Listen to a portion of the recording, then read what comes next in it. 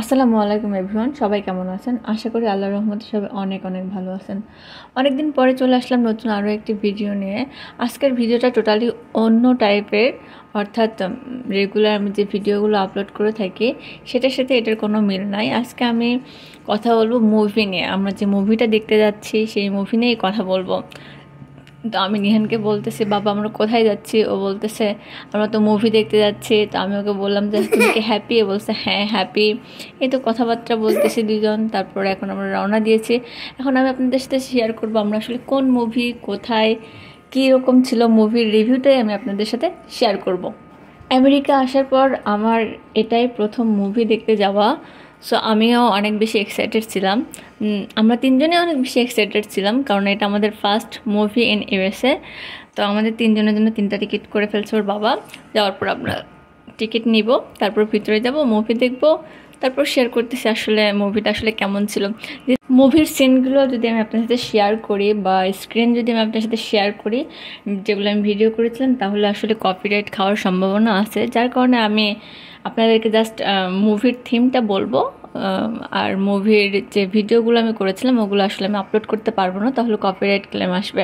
এই মুভিটা এই পর্যন্ত যারা যারা দেখেছেন তারা নাকি সবাই অনেক বেশি কান্না করেছেন, কিন্তু আসলে আমি মুভিটা দেখার পরে আমার কোনো কান্না আসে নাই, এবং কোন জায়গাতে কান্না করব এটাও বুঝতে পারি নাই।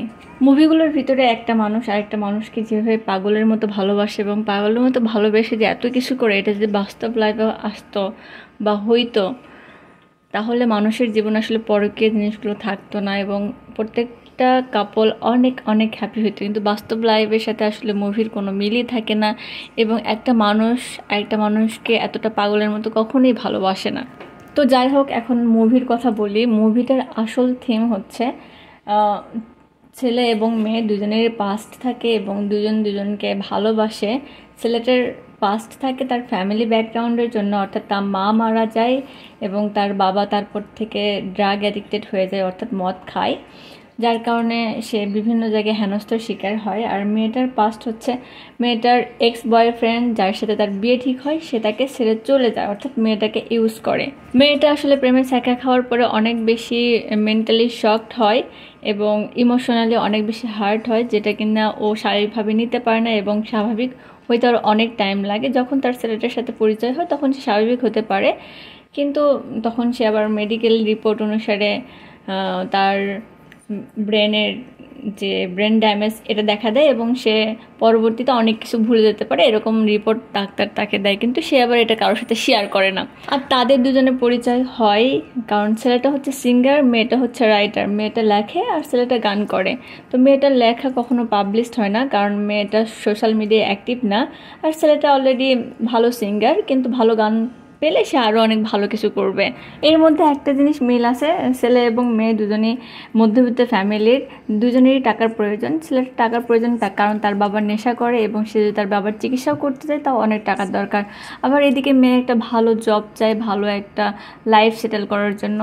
তো এর কারণে কি হয়, একটা কোম্পানি ওদের কাছে বলে যে ঠিক আছে তোমাদের লেখা গান এবং সুর দুটাই নিব, কিন্তু তোমাদের দুজনের নাম ওখানে পাবলিশ করা যাবে না, তাহলে তোমাদের যত টাকা প্রয়োজন আমরা দিয়ে দিব।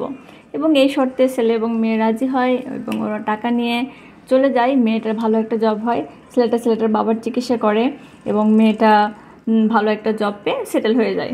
ছেলেটার যেহেতু ভালো পপুলারিটি থাকে, সেক্ষেত্রে ও একটা বড় স্টেজ শো পারফর্ম করার জন্য অফার পায়, আর সেটার দায়িত্ব থাকে হচ্ছে যে মেয়েটার এক্স বয়ফ্রেন্ড। তো তখন মেয়েটার এক্স বয়ফ্রেন্ডের সাথে মেয়েটার দেখা হয়ে যায়। দেখা হওয়ার পরে সে ছেলেকে বর্তমান যে তার বয়ফ্রেন্ড তার সব কিছু ভুলে যায় এবং সে তার এক্সকে আই লাভ ইউ বলে। আর এটা দেখে ওখানে একটা সিন তৈরি হয়। তারপরও তার প্রেজেন্ট বয়ফ্রেন্ড তাকে জড়িয়ে ধরে রাখে, কারণ সে ভাবে মেয়েটা তো সিক, ডক্টর তো তাকে বলেই দিছে সে অনেক কিছু ভুলে যাবে, তাই সে তাকে জড়িয়ে ধরে এবং তারা দূরে কোথাও কিছুদিনের জন্য ঘুরতে যায়। কিছুদিন পরে মেয়েটা যখন ওই সিন ক্রিয়েটের ভিডিওটা সোশ্যাল মিডিয়ায় দেখতে পারে, তখন সে নিজেকে অনেক ছোট মনে করে এবং নিজের ভিতরে একটা রিগ্রেট ফিল হয়, যার কারণে মেয়ে ওখান থেকে পালিয়ে যায় এবং ছেলে ভাবে যে মেয়েটা মনে হয় ওকে রেখে চলে গেছে। ছেলেটা লন্ডনে চলে যায়। লন্ডনে গিয়ে একটা রিলসে দেখে মেয়েটাকে, তারপরে সে আবার ওখান থেকে ব্যাক করে। তারপরে ছেলেটা লন্ডন থেকে ব্যাক করে ইন্ডিয়ার ওই জায়গাটাতেই যায় যেখানে মেয়েটা থাকে। তো যাওয়ার পরে দেখে যে মেয়ে তো সব ভুলে গেছে। তারপর অনেক চেষ্টা করে মেয়েকে সব কিছু মনে করিয়ে দেওয়ার এবং পরবর্তীতে তারা মিলে যায়। এটাই হচ্ছে সিনেমার মূল কাহিনী। এই সিনেমাতে সবচেয়ে দুইটা জিনিস আমার কাছে বেশি ভালো লাগে, সেটা হচ্ছে মেয়েটা আই লাভ ইউ ক্রিস বলে এবং আই লাভ ইউ বলে, এটা অনেক লাউডলি বলে, অনেক জায়গাতেই বলে। আর দ্বিতীয় যেটা, ছেলেটা যখন বাইক ড্রাইভ করে তখন সে তার গায়ের জ্যাকেট দিয়ে মেয়েটাকে অনেক জোরে জড়িয়ে ধরে। এই দুটো আমার কাছে অনেক বেশি ভালো লাগে। সবাই ভালো থাকবেন। আজকে এই পর্যন্ত। আল্লাহ হাফিজ। আসসালামু আলাইকুম।